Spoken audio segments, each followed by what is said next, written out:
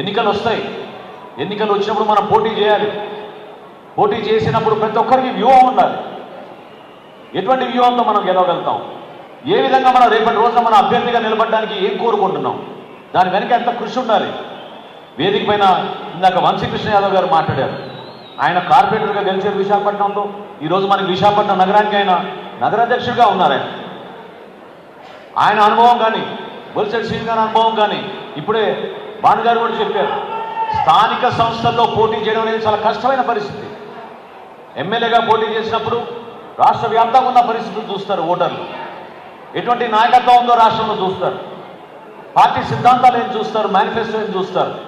కానీ స్థానిక సంస్థల్లో పోటీ చేసినప్పుడు మాత్రం మీరు ఎంత క్రెడిబుల్గా ఉన్నారు, ఎంత నిలకడగా ఉన్నారు, మీరు అంకిత భావంతో పనిచేస్తున్నారా లేదా, ఎటువంటి కార్యక్రమాలు మీరు చేయబోతున్నారు రాబోయే రోజులు అనేది ఖచ్చితంగా ఓటర్ చూసుకుంటారు. ఎందుకంటే చిన్న సమస్యల కోసం మీ దగ్గరికి వచ్చినప్పుడు, ఒక పెన్షన్ కోసమో, ఒక ఇళ్ళ పట్టం కోసమో, లేకపోతే వీధి దీపాలు వెళ్ళడం లేదనో, రోడ్లు మాకు బాగాలేమని చెప్పుకోవడానికి కోసమో, కాలువలు క్లీన్ చేయడానికి ఎవరు రాలేదని చెప్పుకోవడానికి కోసమో, పారిశుద్ధ్యం గురించి చెప్పుకోవాలనుకున్నప్పుడు వాళ్ళు వచ్చేది స్థానికంగా ఉన్న కార్పొరేటర్ దగ్గరికి, వారి గురించే వాళ్ళు ఆలోచిస్తారు. అటువంటి నాయకత్వం కోసం చూస్తారు. అంతేగాని మనం 4 కార్లు వేసుకుని మనం తిరిగితే నాయకత్వం వచ్చేస్తాను కూడా కాదు. నిలబడాలి, క్షేత్రస్థాయిలో పర్యటించాలి, ప్రజలతో మమేకం అవ్వాలి, జనసేన పార్టీ సిద్ధాంతాల్ని ప్రజల్లోకి తీసుకెళ్లే విధంగా మీరందరూ కూడా కృషి చేయాలి. దానికోసం ఈ సమావేశం. ఈరోజు ఈ సమావేశం పవన్ కళ్యాణ్ గారు ఏర్పాటు చేసింది మా కోసం కాదు, మా ఉపన్యాసాల కోసం కాదు. ఒకటే కోరారు, కొంచెం జాగ్రత్తగా వినండి మీరు ఈ మాట. పవన్ కళ్యాణ్ గారు మమ్మల్ని అందరినీ కోరింది ఒకటే, దయచేసి పార్టీలో ఉన్న కార్యకర్తలకి మీరు గౌరవం ఇవ్వండి. వాళ్ళు చెప్పే ప్రతి మాట ఓపికగా మీరు వినండి, ఒక నమ్మకం కల్పించండి.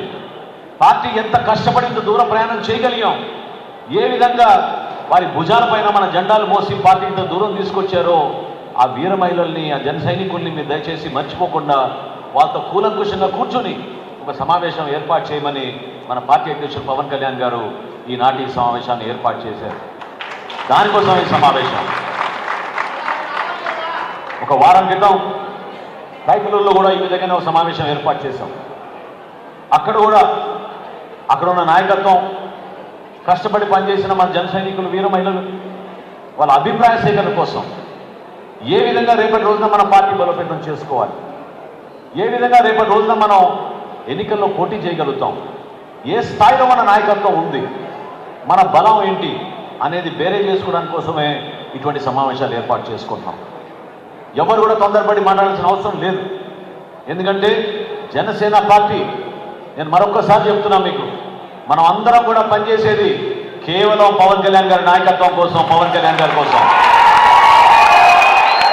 ఎటువంటి విభేదాలు, ఎటువంటి అనవసరమైన రాద్ధాంతాలు, చిన్న చిన్న సమస్యలపైన మనం ఒకరినొకరు దూరం చేసుకోవడం మానుకోవాలి. గ్రూప్ రాజకీయాలు ఎక్కడ ఉండాలి? ఓట్ల కోసం గ్రూప్ రాజకీయాలు ఉండాలి, పోటీ చేసినప్పుడు గ్రూప్ రాజకీయాలు ఉండాలి. అంతేగాని పార్టీలో మాత్రం మనందరం ఒకే గ్రూపు, పవన్ కళ్యాణ్ గారి గ్రూపు, దానికోసం మనందరం పనిచేయాలి. అవకాశాలు వస్తాయి, ప్రతి ఒక్కరికి అవకాశం ఇవ్వాలని పవన్ కళ్యాణ్ గారు కోరుకుంటారు. ఇది నిజంగా నేను చెప్తున్నాను మీలో, ఆయనలో ఉన్న భావన. ఎందుకంటే మనం ఈరోజు పొత్తులో ఉన్నాం, ఒకేసారి మనం మొత్తం అన్ని పదవులు అడగలేం. భారతీయ జనతా పార్టీ, తెలుగుదేశం పార్టీ పొత్తులో ఉన్నాం మనం, ఎన్డీఏ అలయన్స్గా. వారికి ఉన్న నాయకత్వం ఎప్పటి నుంచో ఉంది. మన పార్టీ ఇంకా ఎదగాలి, క్షేత్రస్థాయి నుంచి మనం బలోపేతం చేసుకోవాలి, సంస్థాగతంగా మన పార్టీ నిర్మాణం ఇంకా జరగాలి. అనేక సందర్భాల్లో పవన్ కళ్యాణ్ గారు ప్రయత్నం చేశారు. మొన్న కూడా చూశారు మీరు ఏ విధంగా రాష్ట్ర వ్యాప్తంగా సాధకుల ద్వారా మిమ్మల్ని అందరినీ కూడా ఉద్యమ స్ఫూర్తి తీసుకురావాలనే ఆలోచనతో సభ్యత్వ కార్యక్రమం ప్రారంభించాం. విజయవాడ మహానగరంలో ప్రతి నియోజకవర్గంలో దాదాపు మనం 20,000 సభ్యత్వాలు మనం చేర్చుకోగలిగాం. అద్భుతంగా మన సాధకులు పనిచేశారు. రాష్ట్ర వ్యాప్తంగా 20 లక్షల సభ్యత్వం జనసేన పార్టీ ఈ రోజున సాధించగలిగింది. అది మీ అందరి కృషి వల్లనే. నాకు బాగా గుర్తు, మొట్టమొదటి సంవత్సరం ఎప్పుడైతే మనం సభ్యత్వ కార్యక్రమం చేశామో, విజయవాడ నగరంలో సమీక్ష సమావేశం ఏర్పాటు చేసుకున్నప్పుడు 40 సభ్యత్వం చేసిన మన వాలంటీర్స్ ఆ రోజున వాళ్ళకి ప్రత్యేకంగా గుర్తించాం. 100 సభ్యత్వం చేసిన వాళ్ళని ప్రత్యేకంగా సన్మానం చేశాం. ఎంతోమంది మహిళలు ఆ రోజున పాపం కష్టపడి పనిచేశారు, ఇంటింటికి వెళ్ళారు.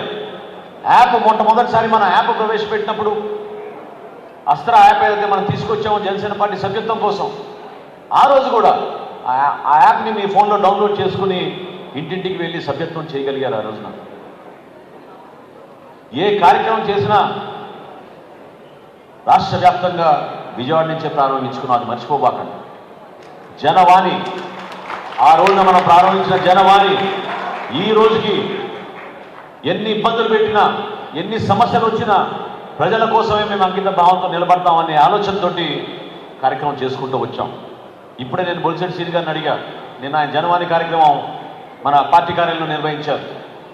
ఎలా ఉండింది, ఏ విధంగా వస్తున్నారంటే చాలామంది వస్తున్నారు. ఈ రోజుకి కూడా అనేక సమస్యలు మన పార్టీ కార్యాలయం తీసుకొస్తున్నారు. దేనికోసం వీళ్ళందరూ ప్రయాణం చేసి వస్తున్నారు చెప్పండి? గోదావరి జిల్లా నుంచి కూడా వచ్చారు, రాయలసీమ నుంచి వస్తున్నారు, ఉత్తరాంధ్ర నుంచి వస్తున్నారు. పవన్ కళ్యాణ్ గారి దృష్టికి తీసుకెళ్తే జనసేన రైట్. ఇక లోక్సభ సమావేశాలు